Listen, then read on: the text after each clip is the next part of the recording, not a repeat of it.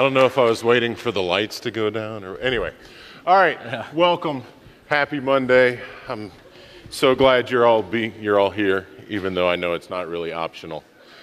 But thanks for being here. So today we've got a great guest. And I think this should be of a lot of interest to many of you because our guest today is an alum of this program, and so he's done a lot of the things that you're doing, and so we get a chance to see what it could look like a few years out for each of you. And I'll tell you more about what he's doing as we get going. But please welcome Jason Root. So you're a drummer. Like if I asked you to define yourself, is that the word you would use? Drummer, yeah. So you started out playing drums. You ended up here at Loyola. Where'd you grow up? I grew up in Scottsdale, Arizona. So how does a hotshot drummer from Scottsdale, Arizona end up at Loyola?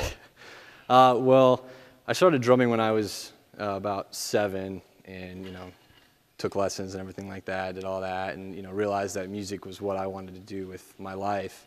Ended up going to a Jesuit high school in Arizona. So naturally, when it came time to look at universities in college, I looked at Jesuit universities. I had a great experience at my high school. And I also I went to a summer performance program at Berklee College of Music. I'm sure a lot of you know that. So really between Berklee and where else I want to go, I was deciding if I want to do performance track or, kind of learn about the business and other things. And I visited here, and I talked with Dr. Schneider, one of the first people I talked to here, and some other professors who aren't here anymore, but talked about the program.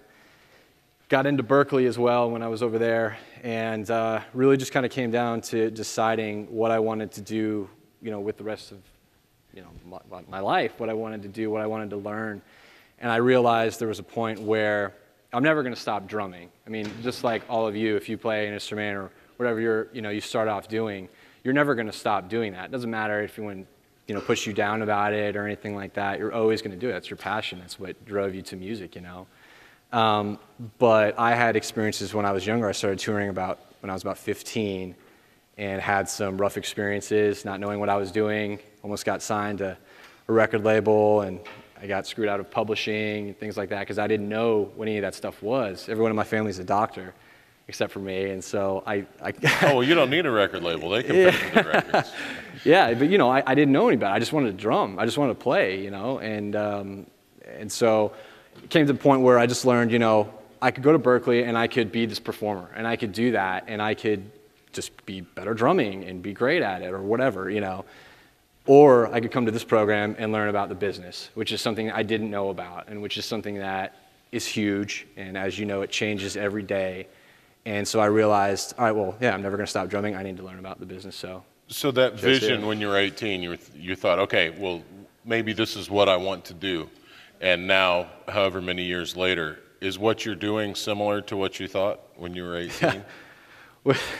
Yeah, I mean, it is. I have a very, very blessed, very unique opportunity with where I am right now, where I'm actually doing the best of what I'd say the best of both. I'm drumming. Well, let's clear this up. Tell us what you're doing right now. Okay, yeah.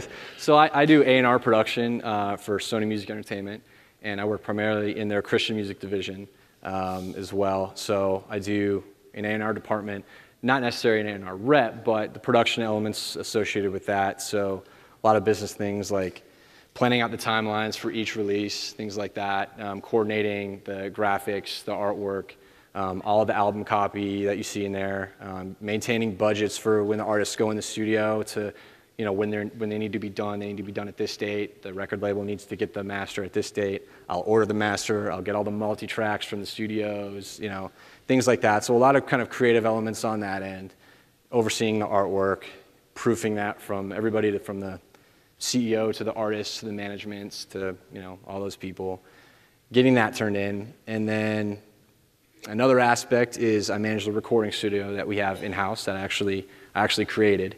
We didn't have one, so I actually created a recording studio in-house, got a budget together, made a proposal, and they allocated some funds to be able to do that, and so we have that now. And then I also do studio drumming as well, so which is pretty great. It's very unique. So you've been able to keep the player part going as you've added these other aspects to what you do. Yeah, absolutely. And I can still maintain that, which is what I love to do. I love being able to do both. I love being able to drum because, again, that's always like I said, that's the passion. That's the reason why I wanted to do music and be in the business and do those things. But I also wanted to help people not make the same mistakes I made when I was 15, you know, and when I was younger, and the things that I learned through the program here, you know, help make that possible for sure. So what's your proportion of how much you get to play versus how much you work for? Let me say how much work you do where you don't have drumsticks in your hands. There's more work where I don't have drumsticks for sure, which I, you know, it's great because outside of the record label, I've been fortunate enough to make a lot of contacts and meet a lot of people through the producers that I know through that, and those relationships where outside of the label time, they've asked me to come back and drum for other projects and things like that. So, you know, it's been a great thing. That's part of kind of the Nashville studio musician community thing. So outside of the label stuff, I mean, I'm at the studio, different studios a lot, still doing, you know, drumming stuff. So it's a good amount. But for Sony specifically, it's mainly, you know, desk or studio work and, right. You know. So I read in your bio that you do some work on like a Christian tracks thing. It's like y'all make the backing tracks that the people sing with in church. That's right.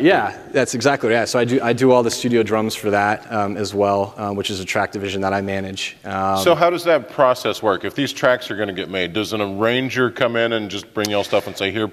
I mean, describe to me how one of those tracks gets made. Yeah. So when I took on the department. When I started, when I was an intern, there were actually 5 people in the department. Now it's just me heading that department, in addition to the other work that I do. So when I took that on, I hired a new producer to make these tracks for us, and that person, you know, hires sessions musicians together. You know, does the session, you know, in his repertoire of people, and you know, keyboardists, guitars, things like that, and bass. And drums. Intern, he hired me to do the drums on that. So he also hired all the other people, and we get together and do that. And basically, just as you said, they're the backing tracks that people use. And I mean, you can use them at Starbucks, you know, when you're with your guitar or whatever, or you know, people use them in church, of course, primarily Christian tracks. But we also do Carrie Underwood tracks, things like that, some other country tracks and things. But it's a great resource. It continues to be the #1 track division in the world for soundtracks, and it's a very unique opportunity. There's a lot of licensing and mechanical licensing and things like that we used to do, which I didn't know anything about that before I went to this program. So licensing deals and things like that were pretty cool that I dealt with. I never thought I was going to be dealing with anything like that. So is that part of your gig, if you're making tracks for a Carrie Underwood tune, to license that with the songwriter and the label? And yeah, I don't have to do that specifically. We have a business affairs department that'll take care of those things. But like, let's say like if you wanted to make a CD, you could go to the website and you could purchase a certain amount of tracks. You know, say you wanted to make a 10-track album. In order to sing over those tracks, you have to get the rights to do that. You have to get a license to do that from each performance rights organization, PRO. So you'll get a lease license from us, since we own the master. You know, it's basically like a cover song kind of, and you can sing over that as long as you get the lease. You pay a fee, and then you go to the PRO to get a mechanical license, and then you know you have to pay, you know, a certain amount, whatever the PRO tells you to pay. But you can sing over those tracks, and then you can sell the CD just like it's yours, you know, and stuff. It's pretty cool. Right. Yeah. Yeah, so, you don't really want to hear me sing any Carrie Underwood tunes. Yeah, me neither. Yeah, skip that one. So we were talking earlier about doing some Christian tracks. There's a really big sort of pop rock Christian music scene in Nashville. Yeah. That's sort of the place to be for that. Yeah. And I've always been curious, how much overlap is there between the kind of Nashville country scene and that Christian rock scene? I know in musical aesthetic, if not lyrical content, they're kind of similar in some ways. Is it the same people playing on those records? Playing, yes. Behind the desk, as far as the business, no. They're 2 separate divisions of Sony Music that we have in Nashville. The Christian music division only exists in Nashville, though. You know, if you go to LA or if you go to New York, they they don't care, they don't know, they don't, you know. They don't have any Christians in LA or anything. No, I'm kidding. No, but you know, it's you know, divisional. You know, there's a Right. different scene out in LA. There's a different scene in Nashville. There's a different scene down here. You know what I mean? And at Austin City Limits, you know, there's music is different everywhere. So but that department is specific right there. And you know, I'll go down to sunny Nashville a couple times, and I have a lot of friends down there, and you know, we all work together on certain things like that, and sometimes they'll have a release that we put on Christian charts, like, you know, Carrie Wood has a new song out right now that's charting on, I think, going to start charting on Christian charts and things like that, and we've had, oh gosh, multiple others.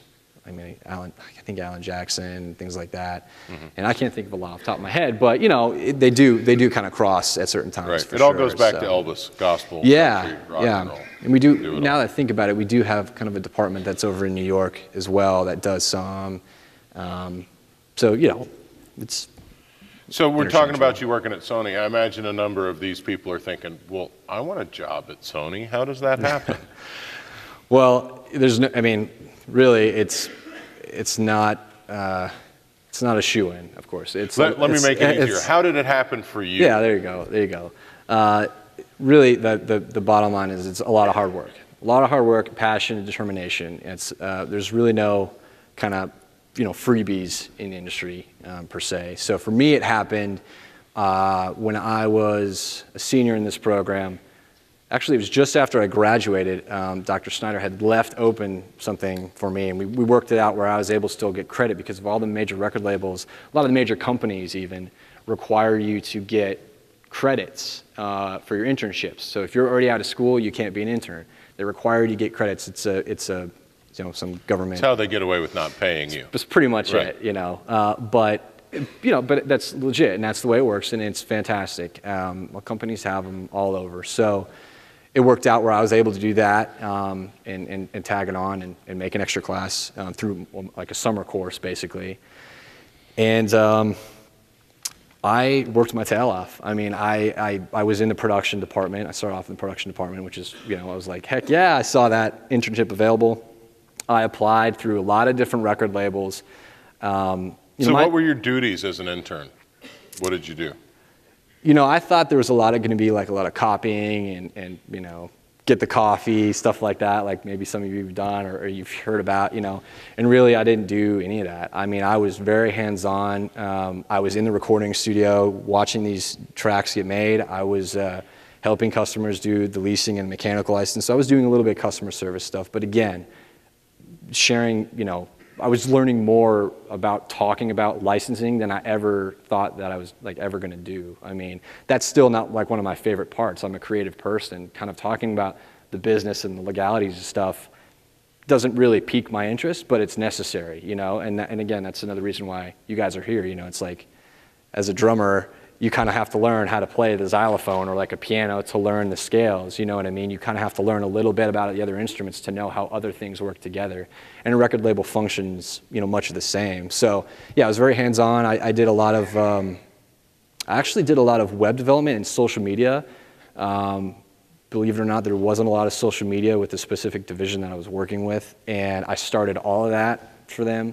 I grew the social media from 0 to like 2,200 in a matter of like 2 months or something like that. This is while you were an intern? This is while I was an intern. Same thing with Twitter. It was like 0 to 1,200 in 2 months or something like that. You know, there was no digital presence. Not talking about the artists specifically, but this division, the track division. And, you know, I was going above and beyond, really. I was going above and beyond what I was asked to do, and I just knew that there was a deeper meaning for me to being a Christian and that aspect of it as well. That changed my life when I was in high school. Again, it was a reason why I looked at this university and wanted to maintain that. And while Christian music was so, and still is so important to me, and helping other people, for sure. I mean, that's the number one reason I do what I do. But I just knew that even as an intern, if anything that I was doing, anything at all, like, it doesn't matter. If that could help anybody in, like, you know, any minute have some sort of experience the way that I experienced that music, then it's all worth it. And that's my philosophy still to this day. And it's not a personal thing for me. This is me giving back the way that music has impacted me and my life and has changed my life for sure. You know, so just basically hard work. So you get to the end of the internship, you're 3 months or 2 months, whatever's up, and why did they say, hey, Jason, you want a gig instead of thanks, it was fun, see you around? You know, or is that how it happened? No, it's not, and it's just, I hate saying about myself, but I'll be honest. They told me that they had never had an intern like me, and that was it the hair? No, I'm sorry. I don't know. It could have been the hair, but they, I remember my director and my manager both told me that it was unbelievable, and I didn't know how big of an impact I was making. I just knew, again, I was fresh out of this program, entrepreneur. I'm on my feet, I'm working hard, and I'm not going to stop at what I'm doing. And I'm not going to do the bare minimum. I'm not just going to stay at this bottom line. And that was my, again, philosophy going through this program too. Is like I'm not just going to, take a group project for granted. Like I'm really going to, tackle things full on and do things and absorb, be a sponge while you guys are here. And human resources also told me, that they experienced that and they got a lot of feedback and that's going to be remembered. And about a week later, I got a call back saying they wanted to have me back as a temp because there were no positions available, but they didn't want me to leave and go to a different company. And we better give him something to do or he'll get another job. Those are their words. I couldn't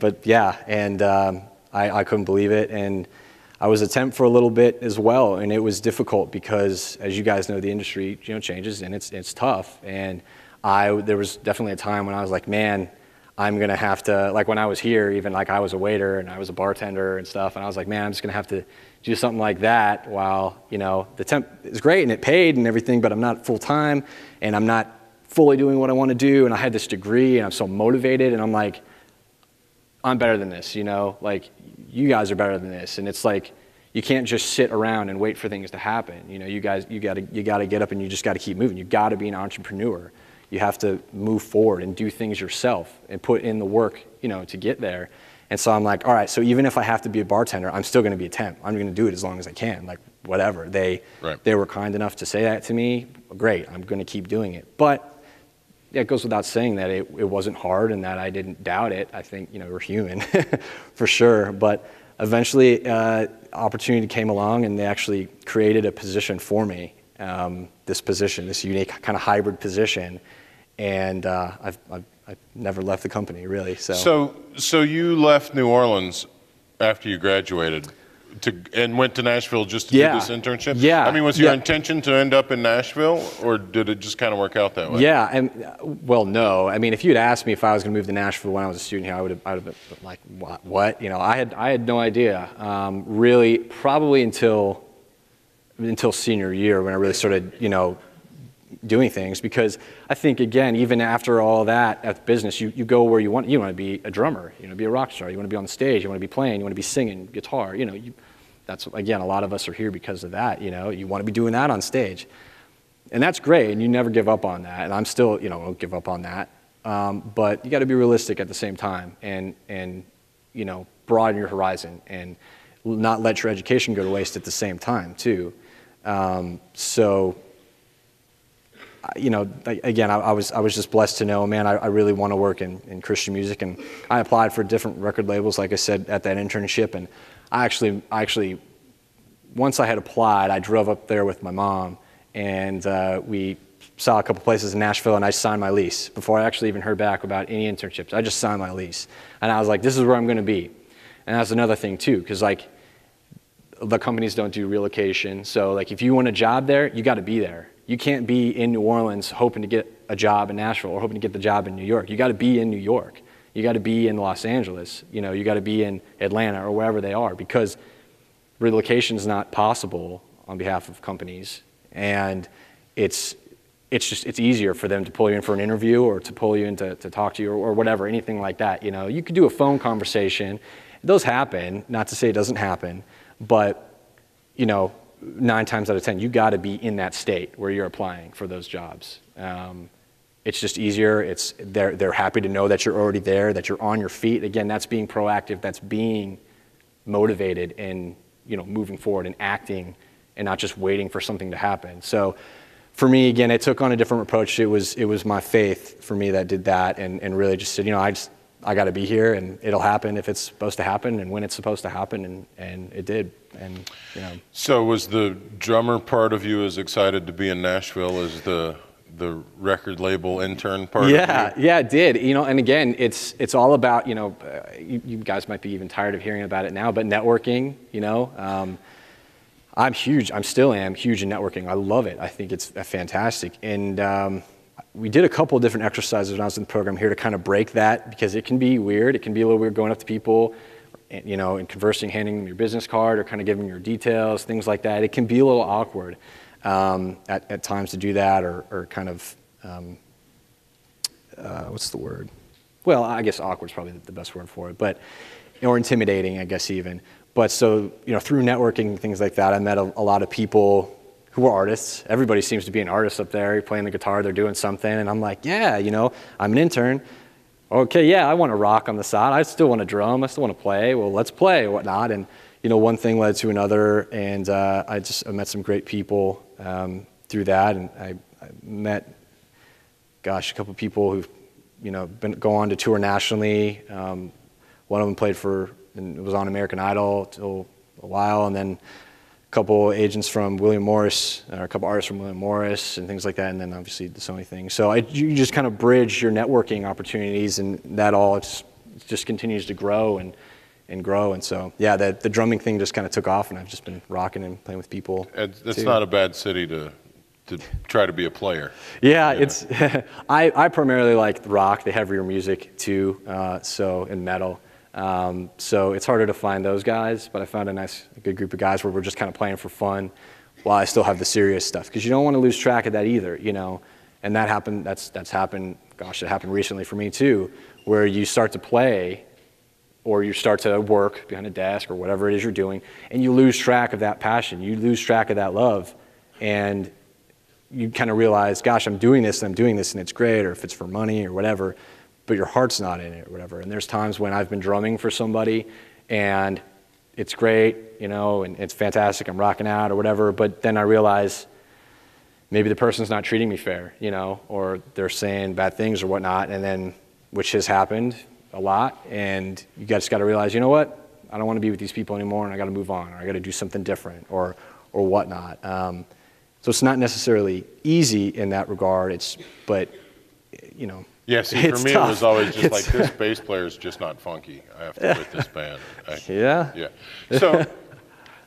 So having come from being in school studying music industry to being a professional in the music industry, what do you know now that you wish you knew when you were sitting out there?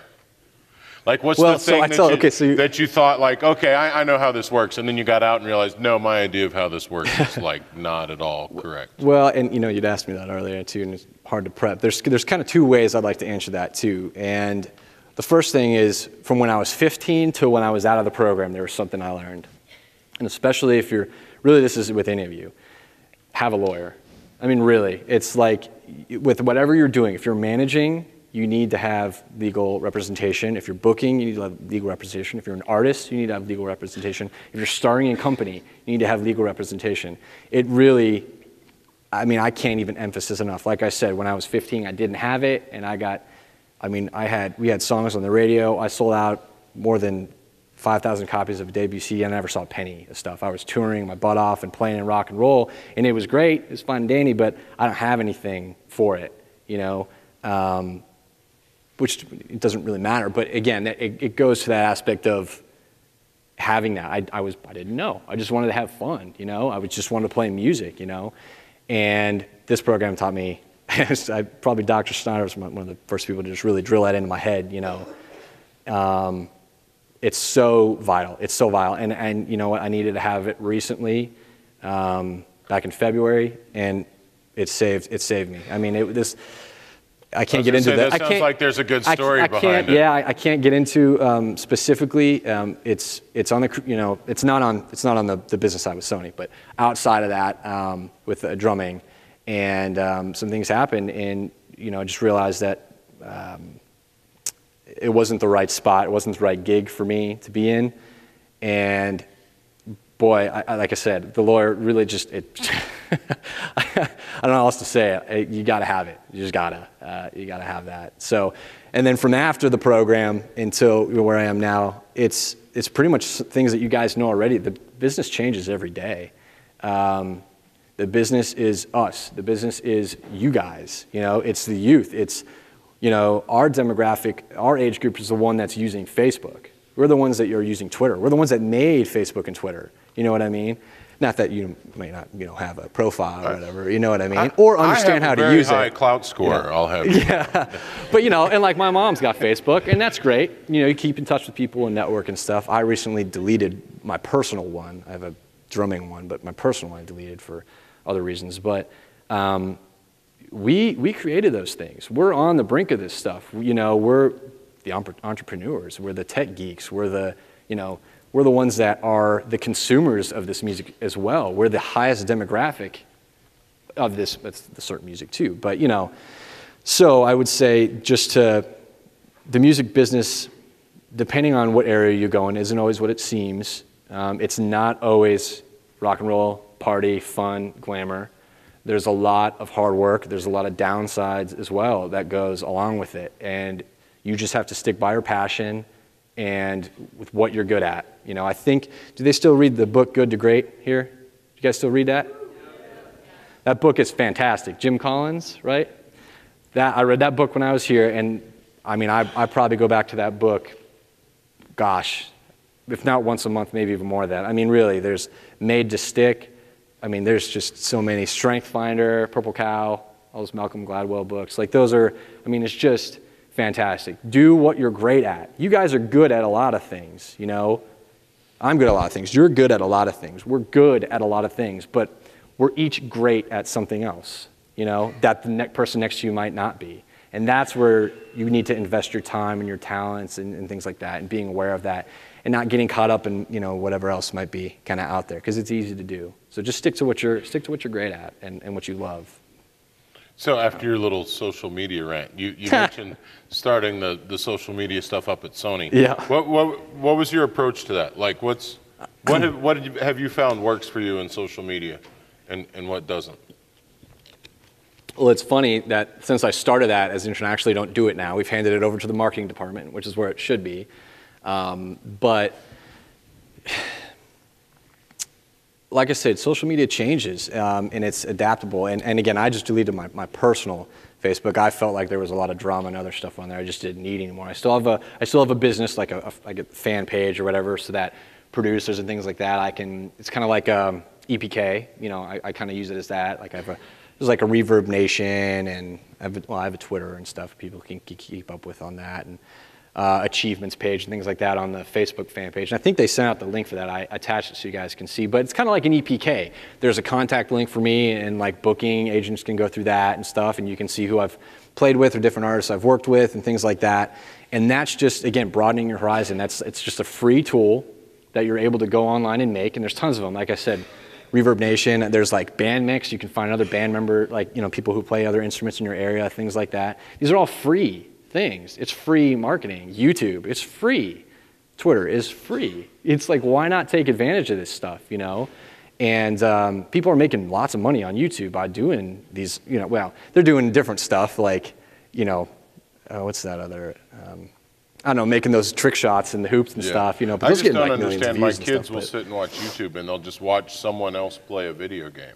Yeah, I'm like, but you could play the game. They're like, no, I got to see what's going to happen. Yeah. Anyway. I started to do, I had a couple people ask why I didn't do them, and I did a couple like on an electro drum kit, and it took a lot of time to do, and I stopped doing it. I got a lot of requests to do them, and it was cool and it fun to do. But again, it's just a free way where I use that as some of the artists. Hey, check this video out. I did this. It's kind of cool. I did it on electric drums. Let me show you on real drums or whatever. And it's just a free tool where I can promote myself, my brand, as an artist to do those things. And you can promote that, or the band that you guys manage, or the guitarist that you are, or whatever. Because anybody can go around and promote your show with a flyer on a street pole. It doesn't really work anymore. It just doesn't. It didn't work when I was, you know, your age.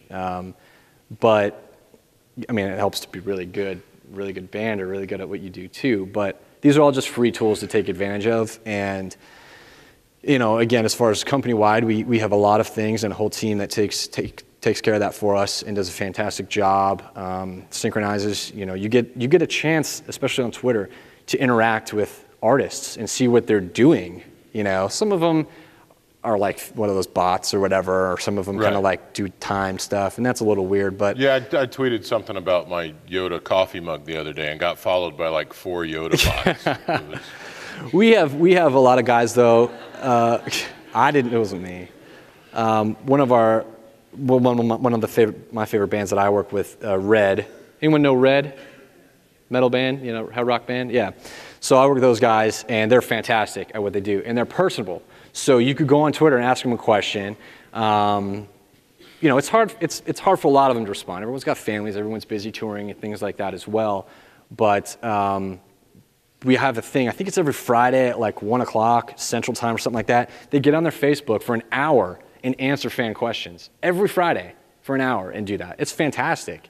You know, it's like, I mean, I can't remember some of the questions lately, but just to like, I love your album, or your album sucks, or whatever, you know, why can't you do more stuff like this, or when are we gonna hear something new, or when are you guys coming to my city? It's just a time for the artist to have like a one-on-one. It could just, you know, it's not necessarily like a handshake, but really in our time, again, our generation, it is. It's like a...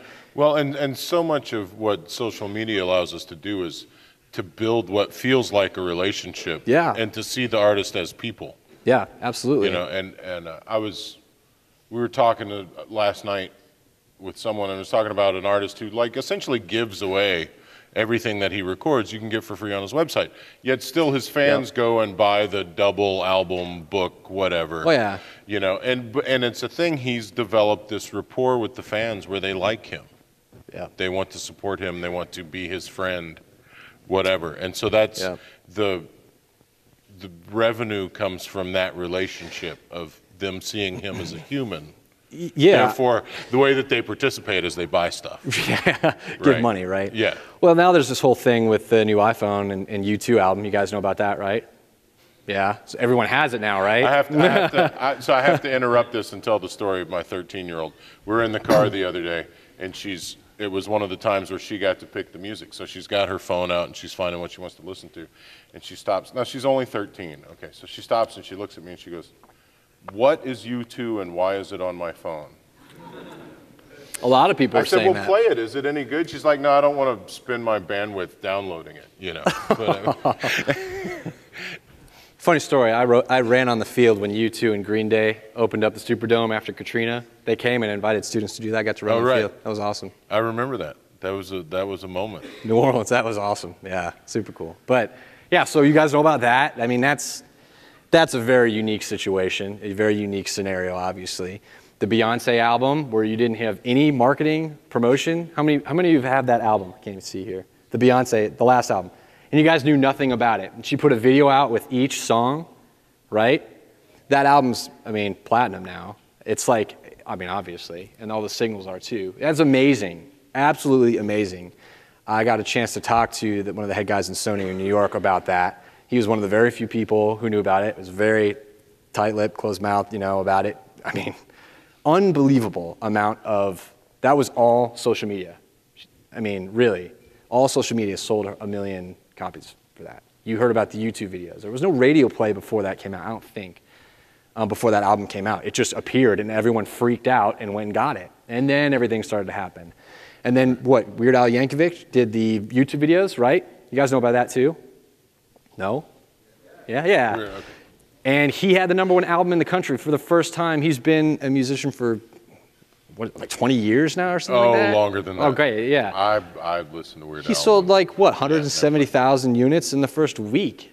That's insane. It's like, I mean, more than that. I mean, that's nuts. And that's the power of social media right there. I mean, it's unbelievable. Yeah, it's kind of like somebody walking up to you and saying, "Hey, this is really great." Yeah. Except they can do it from New York or wherever they live. Wherever they're tech, yeah. So you've spent a good bit of time on both sides of the industry equation, like as a producer and as a player, as a stage production person performing live.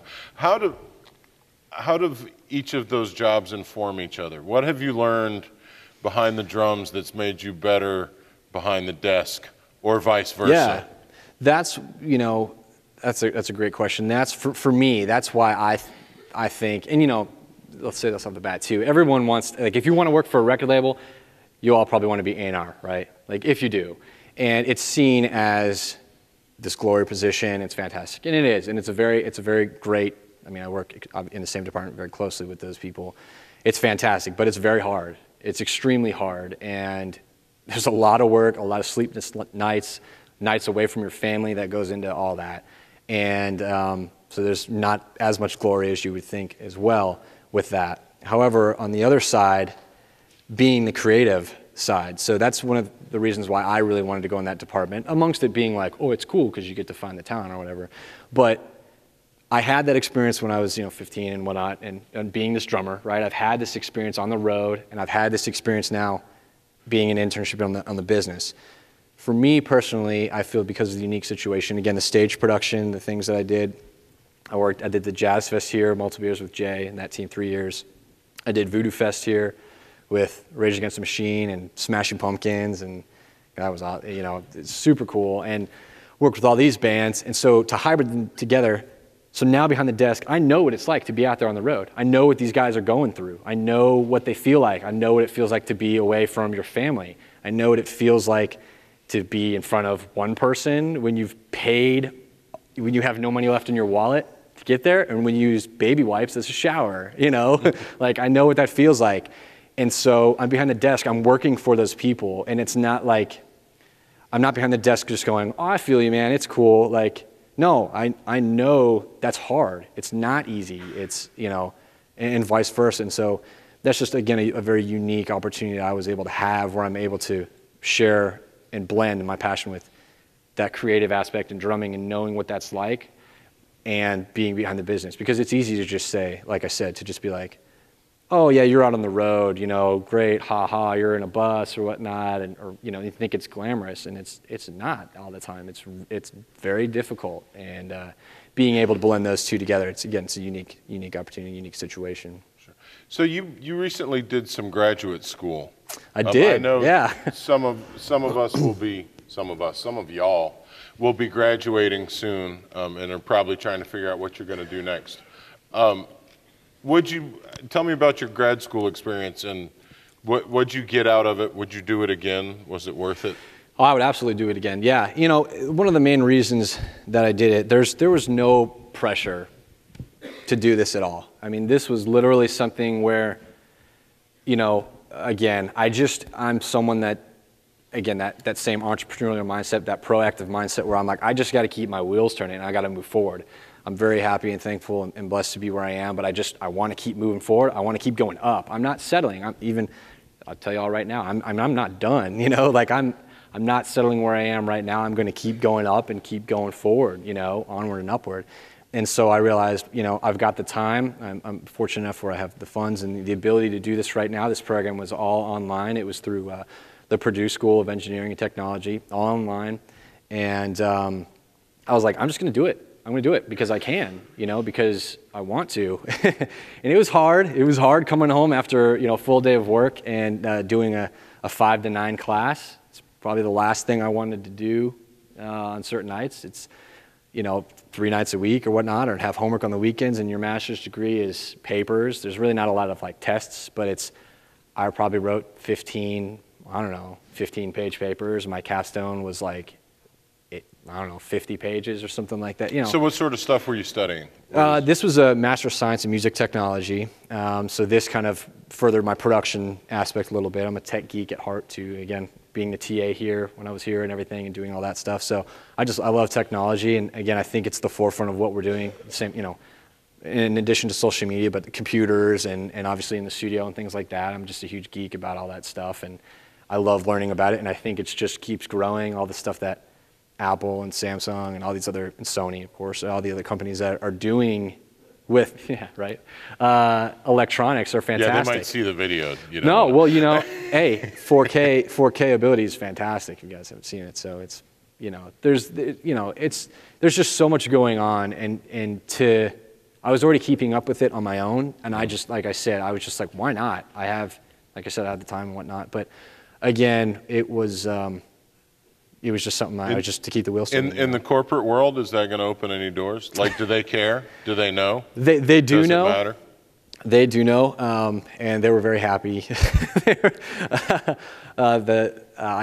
talked to the CEO, and well, the CEO talked to me personally about it, and said some very nice things to me about it, and was just proud of, again, his words, not mine, just of the things, and knows that it's not easy to do.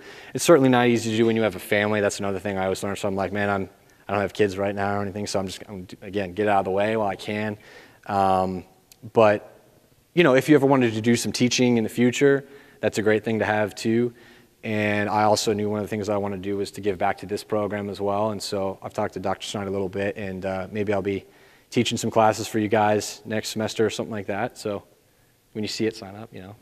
But do some, I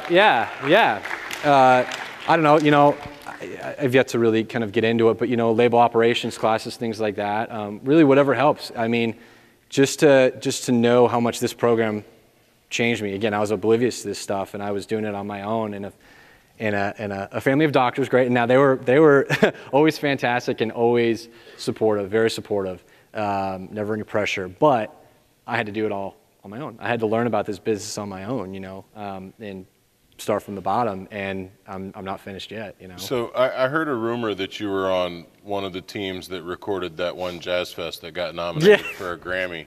We won the Grammy. That won the Grammy. Yeah. That was it. Yeah. Was it a Beau Soleil record? Oh gosh, David, Jay. you said somebody? Yeah. Was it Beau Soleil? Yeah. Yeah. So how did that happen? Oh man, is anyone here doing Jazz Fest live recordings? No. Do you do that anymore? Yeah, we do. Hey, there you go. Yeah. One person. Lydia and Jay do You the could whole win a festival. Grammy. No, I mean, I did some cool stuff. I was on stage. Gosh, Jay hooked that up. I mean, that was an amazing opportunity, amazing experience. You guys have all been to Jazz Fest, right? I mean, come on. I was on stage for John Mayer, the Brothers, Steely Dan, oh gosh, Dave Matthews Band. Man, I recorded Trombone Shorty and the Roots before they were on the Jimmy Fallon. You know, like, this is unbelievable, guys. Like, this is stuff I never thought was going to be happening to me, and this is all things that are provided in this program. You know, it's like, it was fantastic. Same thing with Voodoo Fest, you know, and when that all happened, I was working with Smashing Pumpkins, one of my all-time favorite bands, back in the day. 1995 was my first concert ever with them, but so I got to work with them. That was amazing. But yeah, those opportunities were just, you know, I mean, they're fantastic. But so being part of that team, we're out in a van and mixing these records on the fly right after they happen. 16 channels, right? 20. Hey, look at that. 24 channels. I can't remember. Maybe I it don't was even that. have that many fingers. No. Yeah, and mixing in a van and then running the mix. I don't know, maybe 2 hours, maybe, you know, maybe sleeping on it if we're lucky, running back to the tent, and they pressed them 2 hours after the performance happened. And the reason for doing that is because people came back and bought these albums, these live albums, and they realized that's that performance of Trombone Shorty that I heard yesterday. It was awesome. I was on my feet. I'm buying it. They buy it. They buy it. So somehow it got, one of the sessions got submitted to the Grammys, and it won. Yeah, not mine. I wasn't the engineer on it. No, but it was. So you didn't go out there for that Grammy Awards? I did not go there that year. No. But you've been attending since. Yeah, I have. That was another huge thing about this program. Specifically, John Snyder gave me the opportunity to go when I was a student out to the Grammys in Los Angeles. I went out with Ashley. And we were student bloggers, and he gave us a flip cam, and we went out there and documented just kind of everything. We had passes to everything, and red carpet, you know, after party, pre-show, everything, and we were just documenting everything. We came back and kind of gave the report at I think it was senior seminar, whatever that senior class is, synthesis or whatever, and kind of gave a report, and that was, from then on, I mean, again, that drummer in me, I was like, that that was like the pinnacle. Being at that in the room with all those people was a dream come true. And so did you learn a lot about the music business or just about being famous? being there, Yeah. I learned.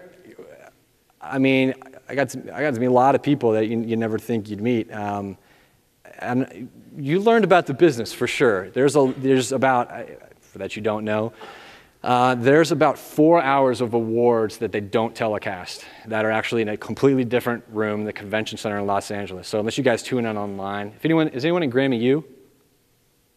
Yeah, a couple people. Yeah. So you might have the link to that. They probably sent you guys. I'm not sure for that like viewing party. They have those, right? Yeah, or you can probably go to the viewing parties here. So yeah, there's about 4 hours or something like that. There's 120 maybe awards categories before you guys even see it on TV. And on TV, there's things like best liner notes. It's true. Yeah, it's true. A friend of mine won that one, so I'm just shout out to Neil, best liner notes. Like artwork. Yeah, what's up, Neil? Yeah. But hey, again, it's what you see like 5. You see like 20 performances and 5 awards now on the television. It only showcases what is kind of in the media, which is a little sad to me. It's just because there's far other artists, classical to Christian to country to liner notes and artwork. Those guys work just as hard. They deserve just as much credit. It's just kind of the societal thing to what can be viewed in the telecast. I understand it. It's okay. But yeah, so it gave me a different aspect for that for sure, and just got to meet a whole bunch of people, and been fortunate enough to go many times. Well, good. We'll keep an eye out for you on the pre-telecast webcast. Yeah, that's where our nominations are. So we've had I think 6 projects that I've coordinated. We've got a total of 9 Grammy nominations now. So it's been a blessing for sure. So I hope some of you have had some questions brewing out there. Yeah. Are our question microphone runner guys here handy? If you could bring up the lights a little so we can. There you go. Who's got questions for Jason? Nobody. I answered them all. Come on. You can ask him about. Okay. There's one. So, thank you for coming. Thanks for having me. You said that you do a lot of work in the Christian industry. Would you say that there's a big difference between, I guess, the Christian and secular, or if there's any difference at all? In the way the business operates? Yeah. Yeah, definitely. This is a great point for sure, because a lot of the music that I do outside of that is non-Christian. It's extremely cutthroat when it's not. Let's just say that. So if you guys have been to LA and New York, and I've traveled there and worked with people on that, and if you don't do things right the first time, you're out. It's done, moving on. Different producer, different drummer, different guitarist. You're done. It's one take or it's one shot. Or the gig, and if you blew it, you're done. And it's happened to me, and it happened. It's difficult. It's hard to bear. It's hard to say that just because of the Christian aspect, it's different. But with that music, and I can say this personally, there's a greater meaning. So, and again, it's not to say that it doesn't happen, because it does.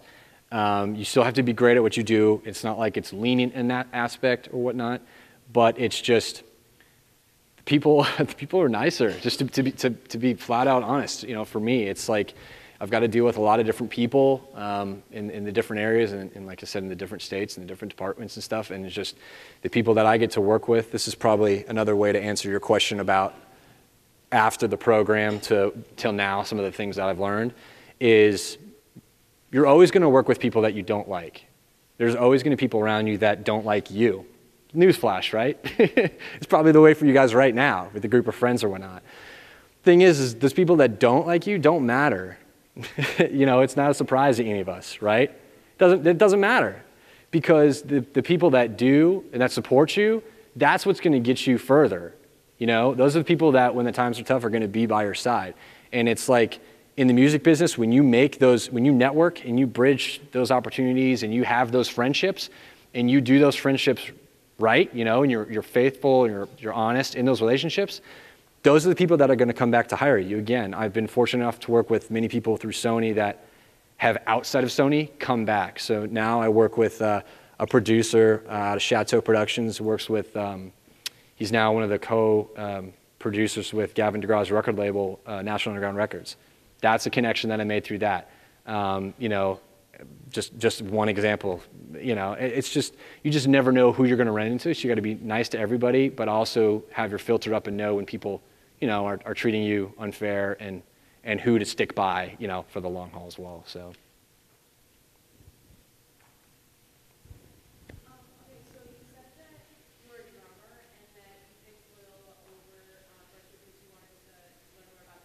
Yep. But how did you decide that A&R, whatever part of A&R you worked in, that would be part of the business that you wanted?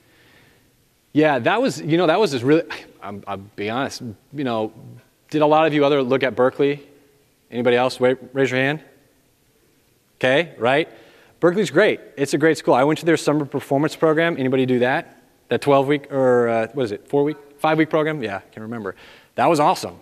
That was sweet. It was, and I auditioned when I was there and everything, and I saw that I got in, and I was like, great, I'm going to be a drummer. It's going to be awesome. I'm going to be like John Blackwell and be drumming for Prince when I'm done, you know? And it's like, you know, yeah, I'm going to be like, you're going to be the next John Mayer, right? You know, or the next Jason Bittner, or the next Steven Tyler, or you know, whatever else, you know, all these other people who went there. And it's like, to be at, I'm not going to like badmouth Berkeley, but like, you guys, there's a lot of other people at Berkeley who are fantastic. I mean, that's what that school is. Those are fantastic musicians. Not just everyone gets into that school, right? So to be the next big thing, you got to be awesome. Well, when there's 500 drummers, how do you expect to be picked out? There's only going to be one of you, or two of you, or five of you who's going to make it. The rest of you, you know how many times that I was on, after I got accepted, I was on flights. This is just random. Maybe it was even to New Orleans back to Phoenix when I was visiting here, who I met people who had graduated from Berkeley. I was like, oh, I went to this program at Berkeley. I'm looking at going to Berkeley, and they're like, oh, I went there, and I was like, cool. What'd you do now? They're like, I'm an accountant. I'm dead serious. I can't even count the number of people I met who went to Berkeley and they were doing something totally different. They weren't all accountants. One of them was an insurance salesman. Yeah, they're just, you know. And again, I'm not bad mouthing the school. It's a fantastic school. It's Some just of my best friends are insurance salesmen. Don't take that the wrong way. Yeah. Used car salesman. Yeah. You know. Again, I'm not bad mouthing the school. It's a fantastic school, fantastic program, fantastic people. But to answer your question, for me, again, there was a lot of faith that went into this for me too. My high school, my life changed with my faith, and it was because of the school and because of the Christian aspects that went into that. And I knew that going to a university, not only that just lives by that, but like we learn about, when I say we, I mean everyone in the program, to get away from the Christian stuff, really. But you guys learn about morals, right? You guys learn about being good to people and being honest and being fair and being trustworthy, right? To other people and to people that you're doing business with. That's important. Again, that goes to answer like what you were saying. Like those relationships are what's going to keep you in the business. And those are what's going to bridge other relationships and it's going to get you further. Not being mean or thinking you're the best or thinking you have the most money or being dishonest with people. That's not going to get you anywhere. It's just not. Whether you go the faith route or you go the paper route. It's not. It's what it is. So in addition to those elements, the A&R route, again, was kind of a merge of the creative for me. Again, those positions, when they become available, again, I'm not a rep. I'm in that department, which is few. But again, those positions are like becoming the next drummer for Berkeley. You know what I mean? It's like 1 in a million, finding an open A&R spot. So I just knew I wanted to get as close as I could. That's still a dream of mine. That's still what I would love to do. I just knew that department would house kind of both, again, my ability to be creative, my ability to be honest with the artists that I work with, because I work directly with the artists and their management, and saying, you know, when let's just say the guitarist from Red says, man, I was in the studio all night or whatever, I'm like, I know what that's like. I know what it's like being on the road however many days out of the year, not seeing your daughter, you know, or whatever. Well, I don't have kids, but, you know, it's being away, you know. Your cat. Not that one specifically. My cat, yeah. I do have a cat, so I know what it's like to be away from her, or your girlfriend, or your wife, or anything like that. But whatever, loved ones, family, let's say, right? But being able to relate about that and not BSing. I mean, let's be honest, you know what I mean? And saying everything's going to be okay, like I said. But just knowing that I can be honest with these people and the artists and saying, dude, I totally know what that's like. But also, here's what's I believe is in your best interest. You know what I mean? Like, here's this business aspect, here's the business route, here are the things that we have to do as a record label behind you to get this done so that you can go out there and do what you love to do, you know? So it's, again, it's just a unique opportunity to be the best of both, so. Good. I think we've got one more. Abby. Yeah, keep them going. Turn it on. There you go. Kind of. Yes, yes. There you go. Hey, I what's got going on? So yeah, I went to the Berklee College of Music 5-week summer program when I was, I think, 16. And funny story, actually, the girl who sang "I Love About That Bass," Yeah. that was my across the hall homegirl, Megan Trainor. You know, it happens. I mean, you know, she's the one ant in the anthill that made it. You know, it's hard to do, but that's, I mean, for sure. I was able to talk, actually, when I went there for that program, John Mayer came and played, and then I had an opportunity to talk with John at the Grammys 2 years ago, and we kind of reminisced about that. He said he remembered me. I don't think that's true, but but he's a nice guy. So he probably remembered the hair. Yeah. I don't know what it was, but we got to talk about it, and he was telling me about his time there, and he actually didn't graduate. You know, that's another thing about that program, is the graduation rate's low. Right. And then you don't finish with a degree, and then what? You know, you get picked up for a year or 2 years, then what? Yep.